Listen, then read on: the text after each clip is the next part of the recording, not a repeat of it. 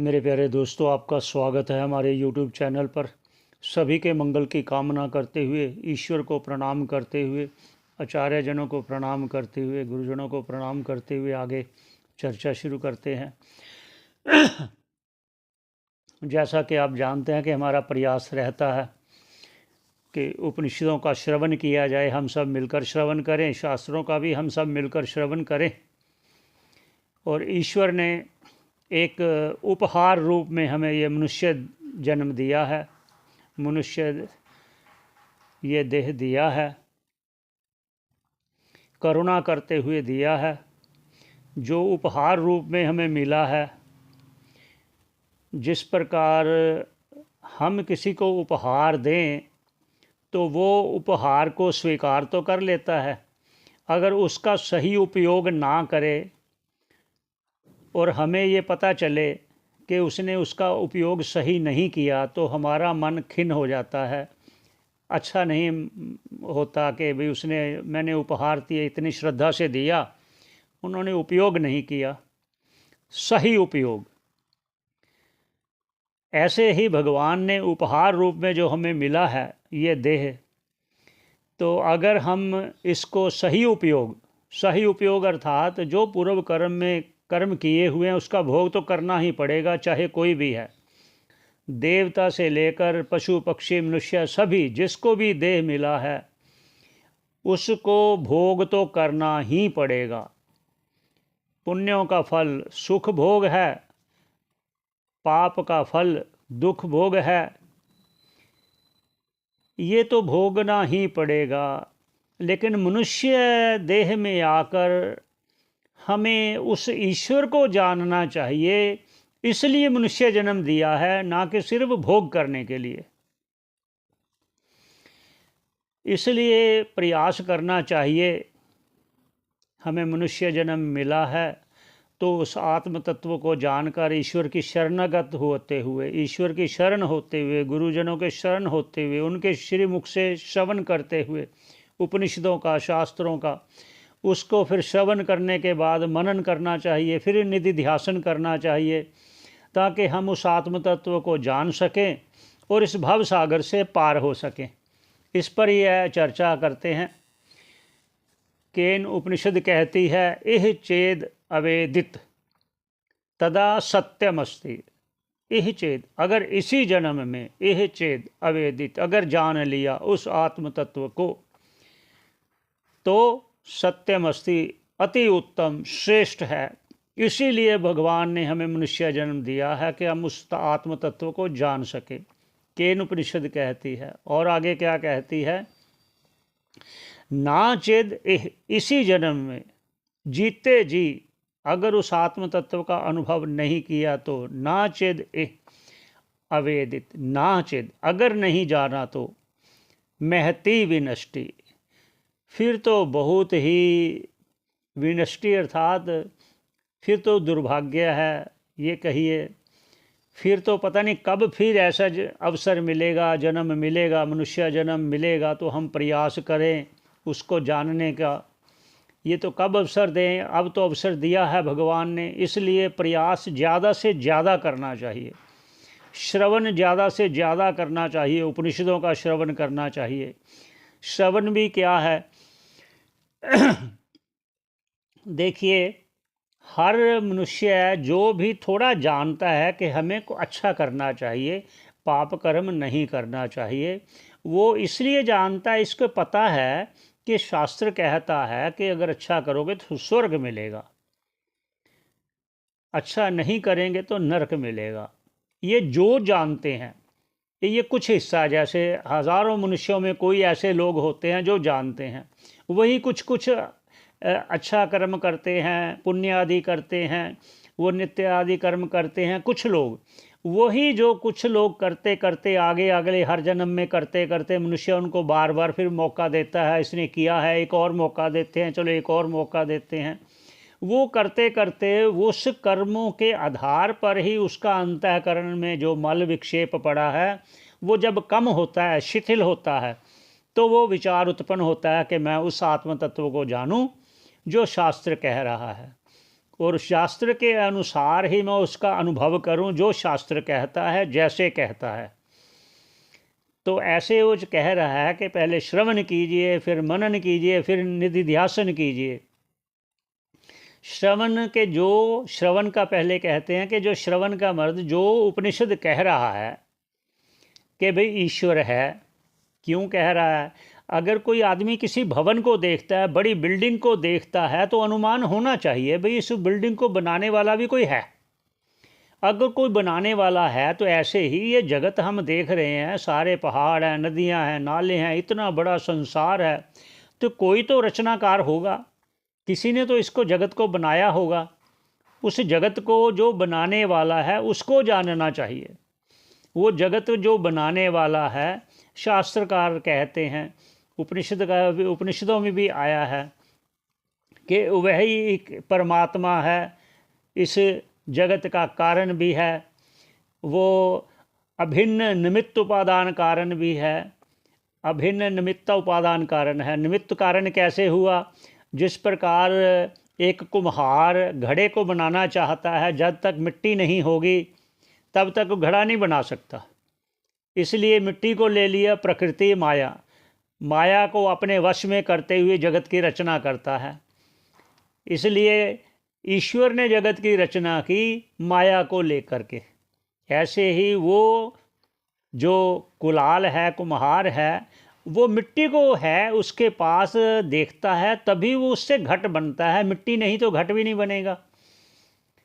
अब अगर घट है तो बाकी सामग्री नहीं है तो भी नहीं बन सकता। जैसे चक्र है और दंड है, जिस पर रख कर वो उसको घुमाएगा और मिट्टी को उसका गोलाकार करेगा।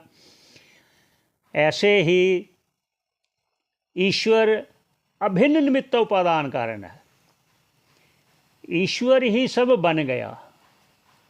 जिस प्रकार रज्जु में भ्रम के कारण, दोष दृष्टि के कारण और पूर्व संस्कार के कारण हमें वो रस्सी में सर्प दिखाई दिया,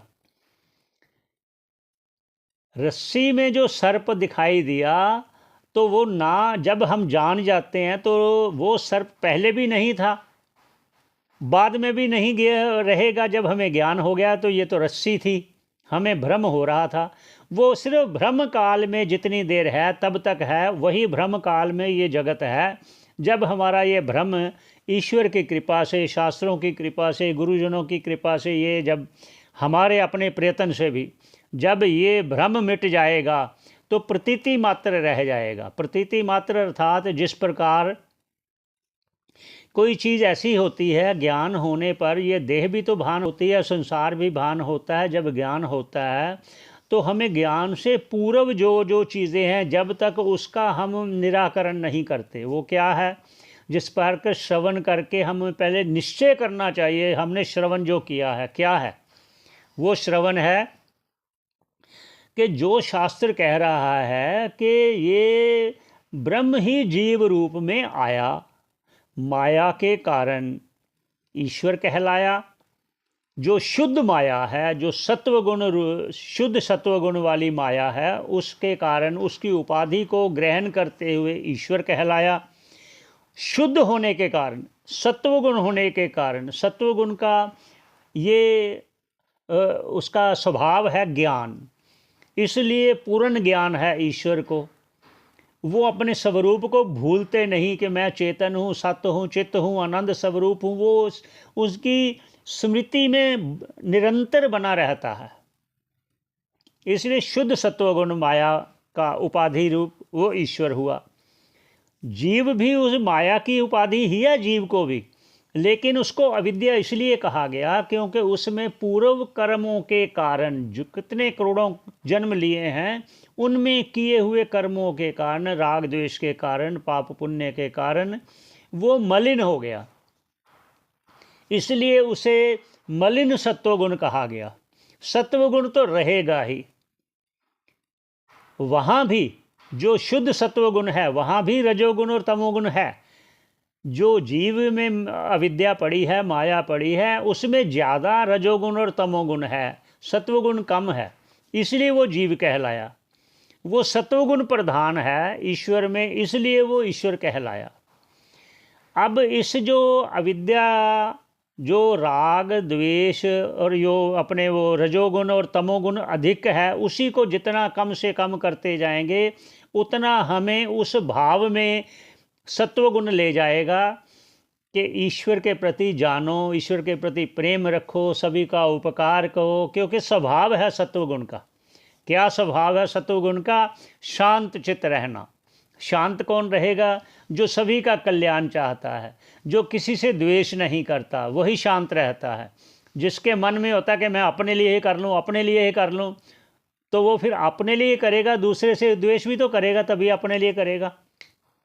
इसलिए जो ग्रंथकार कह रहे हैं, जो गुरुमुख से हमने श्रवण किया है उपनिषदों का, उसमें श्रवण करने के लिए ये जो ब्रह्म ही जीव जो बना हुआ है, अगर ये जीव ही ब्रह्म जब हो जाएगा, इसके मल विक्षेप हट जाएंगे, उसी हटाने की जो जो युक्तियां हैं, जो जो वाक्य हैं, जो जो उसमें उदाहरण दिए गए हैं कि ये जीव इसलिए जीव कहलाया है तो ब्रह्म ही, ऐसी जो अभेद अर्थात जीव ही ब्रह्म है, ऐसी अभेद में सिद्ध करने वाली युक्तियों को समझ लेना, और जो भेद को बनाने वाली हैं, भेद को बताने वाली हैं, उसको निराकरण करते। भेद क्या है?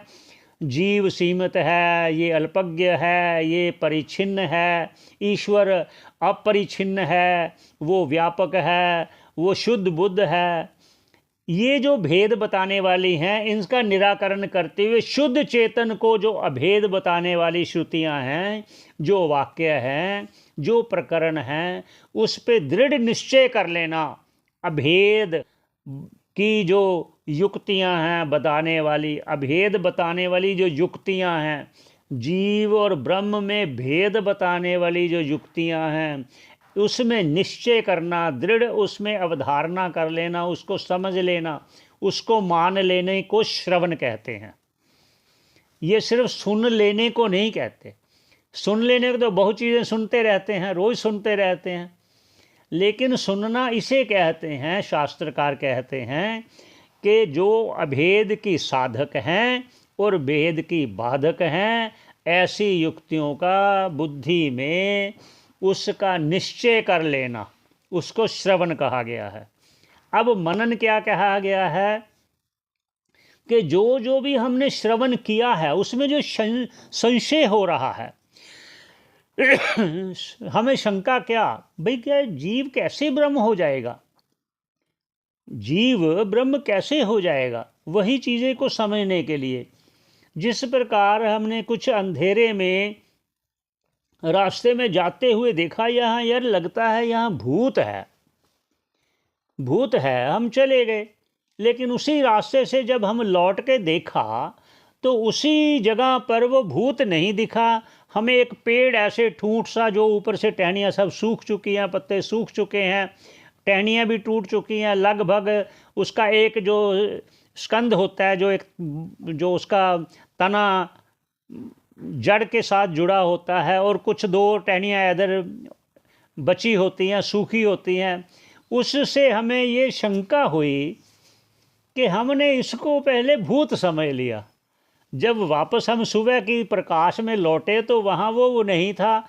ओहो, फिर हमें याद, अच्छा, जिसको हम भूत समझ रहे थे भूत नहीं था, वो तो ठूंठ था, भूत नहीं था, वो तो ठूंठ था, मतलब वो सूखा हुआ वृक्ष का तना था। ऐसे ही शंका कब दूर हुई? जब हमें उसको समझ लिया, प्रकाश में आए तो समझ लिया। ऐसे ही जब हम सुबह हम जा रहे हैं सुबह, तो देखा यहाँ मिट्टी का बहुत बड़ा ढेर लगा हुआ है, बहुत बड़ा ढेर लगा हुआ है। तो देखा ये मिट्टी का ढेर है, चले गए, और उन्होंने उसके कुछ घंटे के बाद, 5-7 घंटे के बाद जब आकर देखा तो वहाँ नहीं है वो ढेर मिट्टी का। तो देखा एक तरफ, दूसरी तरफ घड़े ही घड़े पड़े हैं। तो पूछा, भैया ये मिट्टी का ढेर पड़ा था कहाँ गया?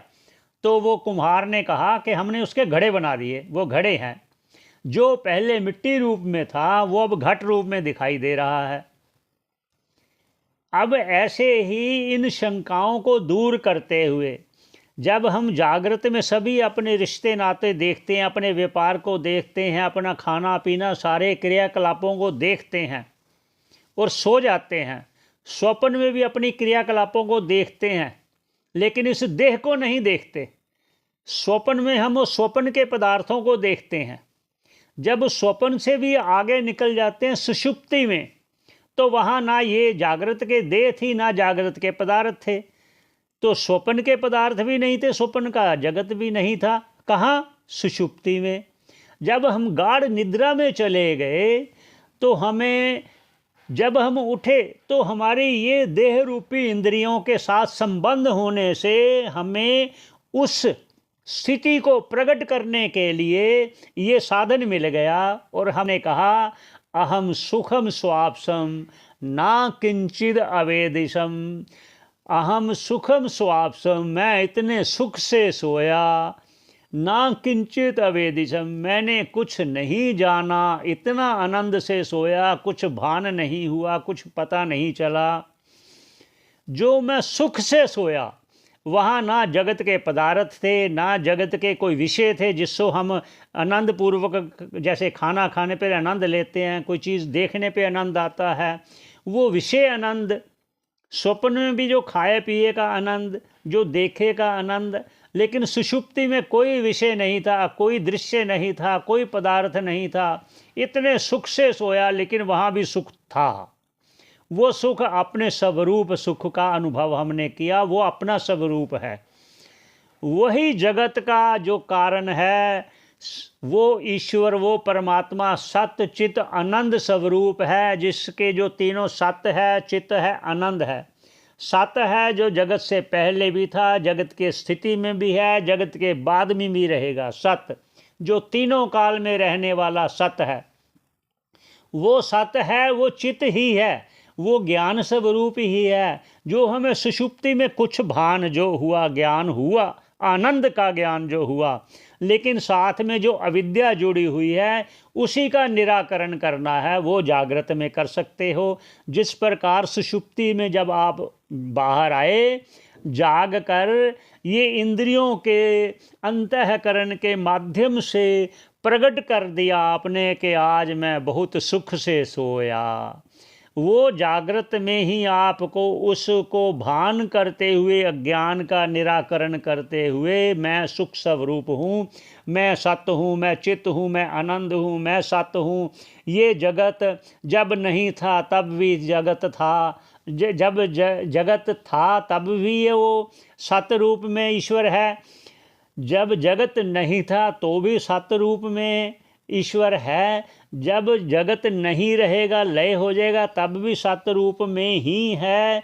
जिस प्रकार सुषुप्ति में ये संसार जगत का, जागृत का नहीं था, स्वप्न का भी नहीं था, लेकिन आप फिर भी थे जिन्हें उठकर बोला, माध्यम मिलने से बोला, लेकिन माध्यम ना हो तो भी तो तुम थे, लेकिन प्रकट करने के लिए आपको ये, इसलिए संसार को प्रकट किया कि जो जो ईश्वर अपने भोगों, जो जो ईश्वर ने ये जगत रचा, जो जो सृष्टि जीवों की उन जीवों पर कृपा करने के लिए मनुष्य जन्म दिया कि वह मनुष्य अपनी इस जागृत और स्वप्न को समझते हुए, सुषुप्ति को जानते हुए, मेरे स्वरूप को, जो मेरा, जो फिर कहा सत्य चित्त आनंद स्वरूप है, उसको जान जाए। सत्य तीनों काल रहने वाला, जागृत में भी आप हो, स्वप्न में भी आप हो देखने वाले। जागृत को जैसे देखते स्वप्न को भी ऐसे देखते हो, लेकिन जागृत का संसार ना रहने पर भी आपका स्वप्न का संसार है और आप भी हो। ऐसे ही स्वप्न का संसार भी जब चला गया तो आप सुषुप्ति में चले गए, तो तीसरी अवस्था में भी आप हो, चाहे स्वप्न का संसार भी नहीं है। ऐसे ही ये जगत का लय होने पर भी आप रहते हो, आप हो। वही सत्य तीनों कालों में रहने वाला आप ईश्वर ही जीव रूप में आया है, लेकिन अविद्या को हटाना है, बस वही सत्य है, वही चित्त रूप है, ज्ञान रूप है, वो चेतन रूप है, जड़ नहीं है इसलिए चेतन कहा। वो सत्य रूप है इसलिए कहा कि ये मिथ्या जगत नहीं है, ये मिथ्या है, ये जगत है, ये मिथ्या है, इसलिए वो सत्य जो है वो मिथ्या नहीं, इसलिए सत्य रूप में कहा, फिर चित्त रूप में कहा, फिर आनंद रूप में कहा। बस इस आनंद का ही अनुभव करना है, जो सुषुप्ति में किया है वो जागृत में करना है। बस दो तो सभी चीज़ों में मिलेगा आपको, सत्य है, चित्त है, सत्य है, चित्त है। चित्त है जो जितने भी जीव हैं सब चैतन्य रूप में, चेतन रूप में आपको भान तो होता है। और जो सत्य है ये हर जगह पे मिलेगा। पर्वत है मतलब है, सत्य है, पर्वत है, नदी है, पशु है, पक्षी है, वृक्ष है, फल है, हर जगह मिलेगा। वृक्ष है, वृक्ष कट गया तो लकड़ी है, लकड़ी जला दो तो राख है। इसलिए है जहाँ भी है वो ईश्वर का ही एक स्वरूप का भान है। जहाँ चेतन होगा वहाँ दो भान होंगे, बस तीसरे का भान का अनुभव कर लिया तो कल्याण है। यही संशय विपर्य को ख़त्म करना है, यही मनन है। जब इसका आप अनुभव कर लोगे उसको निधिध्यासन कहते हैं। लेकिन निधिध्यासन कहाँ है? जब हम ध्यान में बैठकर इसी सत्य चित्त आनंद स्वरूप को एक रूप, ये एक ही है। सत्य जो है वही चित्त है, जो चित्त है वही सत्य है, जो सत्य है जो चित्त है वही आनंद है, जो आनंद है वही चित्त भी है, वही सत्य भी है। क्योंकि जो ये कोई अलग नहीं है। ये सिर्फ इसलिए कहा गया है कि जगत को कोई कहता मिथ्या है नहीं। जैसे स्वप्न तुम्हारा मिथ्या हो जाता है जागृत आने पर, जागृत आते हो तब कहते हो वो मिथ्या था, वो तो स्वप्न था, वो असत्य आप खुद कहते हो वो तो असत्य था। फिर जगत को सत्य कह दिया ना आपने, इसलिए उसको सत्य रूप में कहा असत्य होने के कारण। अब ये जड़ में है वो तो बोलेगा नहीं, लेकिन आप जब चेतन में आते हो, जब सुषुप्ति में थे तब आप कुछ वहाँ बोल नहीं सकते, वहाँ बोलना भी नहीं। क्यों? क्योंकि बोलने के जो माध्यम इंद्रियां आदि हैं वहाँ है नहीं, वो लय हो गए अपने कारण। कहाँ कारण क्या है? अविद्या कारण है। अविद्या का सबसे अविद्या कारण है, उसी कारण को हटाना है। वो अविद्या जो कारण है वो अपने कार्य रूप में जब जागते तो आती है अंतःकरण। पहला कार्य हो गया अंतःकरण। अंतःकरण से जब प्रकट हुई वृत्तियां सारी, तो वो सारे इंद्रियों के कारण आपने उठकर कहा अहम सुखम स्वाप्सम ना किंचित अवेदिशम, मैं बड़े सुख से सोया। ये जागृत में आए। इसलिए जो सत्य है वो ये असत्य जगत के लिए उसको सत्य कहा। पत्थर आदि में जड़ता ज़्यादा होने, जड़ता ही है, ज़्यादा नहीं जड़ता ही है, इसलिए उसको लिया चेतन, क्योंकि चेतन ही कह सकता है। आप में चेतनता आई तो आपने कहा अहम सुखम स्वाप्सम। फिर आ गया आनंद रूप में, बड़े सुख से सोया, लेकिन कुछ पता नहीं चला, कुछ पता। इसलिए आप सुख स्वरूप हो ये जानना जागृत में आएगा। अहम सुखम स्वाप्सम जो था वो जागृत में अहम ब्रह्म अस्मि, अयम अहम, ये मैं सुख स्वरूप हूँ। ये कैसे करेंगे? ध्यान रूप में बैठकर के अपने ध्यान में देखना है कि ये देह मैं नहीं हूँ, ये इंद्रियां मैं नहीं हूँ, ये मन बुद्धि चित्त अहंकार को देखने वाला मैं हूँ। ऐसे चिंतन जब करेंगे तो इसमें त्रिपुटी आती है, देखने वाला, जो देख रहे हो ध्यान, और जो क्रिया हो रही है, इसको त्रिपुटी बोलते हो। ध्यान, ध्येय और कर्ता। इस त्रिपुटी में उसको कह देंगे कि हम ध्यान कर रहे हैं। जो अब निधिध्यासन की वार्ता हो रही है, पहले श्रवण भी कह दिया, उसके बाद मनन भी कह दिया कि किस प्रकार हमने मनन करना है। अब निधिध्यासन की बात हो रही है। निधिध्यासन मतलब जब हम पहले ध्यान करेंगे उसकी अलग अलग स्टेजें आएंगी, अलग अलग। पहले मैं ध्यान करता हूँ, फिर मैं किसका ध्यान करता हूँ, फिर आगे आएगा उसकी जब अवस्था परिपक्व होगी मैं ध्यान कर रहा हूँ। धीरे धीरे धीरे धीरे धीरे उसको उस स्टेज पे जाना है कि मैं ध्यान नहीं करता, मैं ध्येय रूप जिसका ध्यान कर रहा हूँ मैं वही रूप हूँ। वहाँ तक कब जाना है कि सो अहम अस्मि, वह परमात्मा ही मैं हूँ, परमात्मा ही मैं हूँ। इस परिपक्व अवस्था पे आपको भान तो होगा लेकिन आप बोल नहीं पाओगे। क्यों, कैसे? जब कोई नदी में डुबकी लगा रहा है तो डुबकी लगाने के अंदर तो कुछ आप बोल नहीं सकते, जब बाहर आओगे तभी बोलोगे। जिस प्रकार सुषुप्ति में हम सुखम स्वापसम, जब आप जागे तभी तो बोले, इसलिए वहाँ बोलना भी नहीं, वहाँ शब्द इसीलिए कहा यतो वाचो निवर्तन्ते अप्राप्य मनसा सह, जहाँ ना वाणी जा सकती है ना मन जा सकता है, ना उसको हम कुछ प्रकट करके ये भान होना, ये मैं हूँ, सो अहम अस्मि। ध्यान में बैठते हुए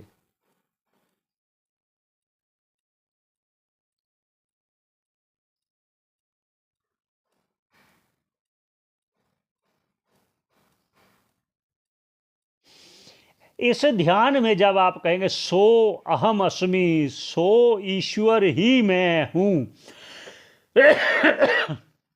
यहाँ किसी को शंका हो सकती मैं ईश्वर तो मैं सब रचना कर सकता हूँ, ये कभी ना सोचना। ईश्वर होने का भगवान वहाँ क्रिया है ही नहीं, वहाँ तो मन है ही नहीं। मन होगा तो आप सोचोगे ना मैं कुछ करूं, इसलिए वहाँ मन भी नहीं है, वहाँ बुद्धि भी नहीं है। जहाँ जिस स्थिति में आप कहते हो निधि ध्यासन की बात हो रही है, वो परिपक्व अवस्था जब भान होगा तो फिर आप क्या करोगे? जब दूसरा कोई है ही नहीं, किसके लिए करोगे? ईश्वर तो जानता है ना, ये सारी जो रचना मैंने की है, जब इनके प्रारब्ध समाप्त हो जाएंगे तो वो माया को ही कहते हैं, इच्छा प्रकट मात्र करते हैं, सिर्फ इच्छा मात्र प्रकट करते हैं, बाकी काम सब माया का है। जिस प्रकार ईश्वर ने संकल्प किया कि मैं सृष्टि करूं, जब ईश्वर संकल्प करते हैं तो वो अटल होता है, आप उसको सत्य ही मानोगे, असत्य मान ही नहीं सकते। सिर्फ एक विरले के लिए वो असत्य भान होने लगता है, जो उसका उसी में लय कर देता है अपने आप का। जिस प्रकार एक गिलास वाला पानी जो है, गिलास भरा हुआ पानी है, वो अगर वही गिलास वाला पानी हम समुद्र में डाल दें तो अब उसको हम अलग नहीं कर सकते। उस पानी को लाखों कोशिश कर लो, वो पानी जो एक बार समुद्र में चला गया वो फिर बाहर नहीं आएगा। इसी प्रकार जागृत अवस्था में निधि ध्यासन के रूप में उस जो बिल्कुल टॉप पर आती है, जो कहते हैं कोई भान नहीं होगा, जब उस समय आपकी वृत्ति ऐसी आएगी कि सो अहम अस्मि, वो जब वो पानी जब जीव रूप का त्याग करते हुए, अपने नाम रूप देह आदि का त्याग करते हुए जब वो आप मैं रूप में मैं में मिल जाएगा तो फिर आपका जन्म नहीं होगा, आपका जन्म नहीं होगा। जिस प्रकार एक गिलास वाला पानी आपने जो समुद्र में डाल दिया, वही गिलास वाला पानी आप अलग करके दिखा दो। ऐसे तो ईश्वर ही कहते हैं कि जो ऐसा जान गया तो वो तो कल्याण हो गया, वो दूसरे का भी कल्याण कर सकता है। लेकिन ईश्वर की जैसी जैसी कृपा होगी, जिस पर जैसे जैसे जहाँ की रही भावना जैसी, वैसे ही ईश्वर उसकी भावना को पूर्ण भी करते हैं, जो सभी जीवों के कल्याण के लिए लगा हुआ है। जो जान गया है वो उसके लिए तो सभी अपने हैं, पराया तो कोई है ही नहीं। इसी पर चर्चा यहीं विश्राम देते हैं। पुनः भेंट होगी आप सबसे, सभी का मंगल चाहते हुए यहीं विश्राम देते हैं। जो गुरुमुख से श्रवण किया है, वो प्रयास किया है, कोई त्रुटि हो तो मैं क्षमा चाहता हूँ।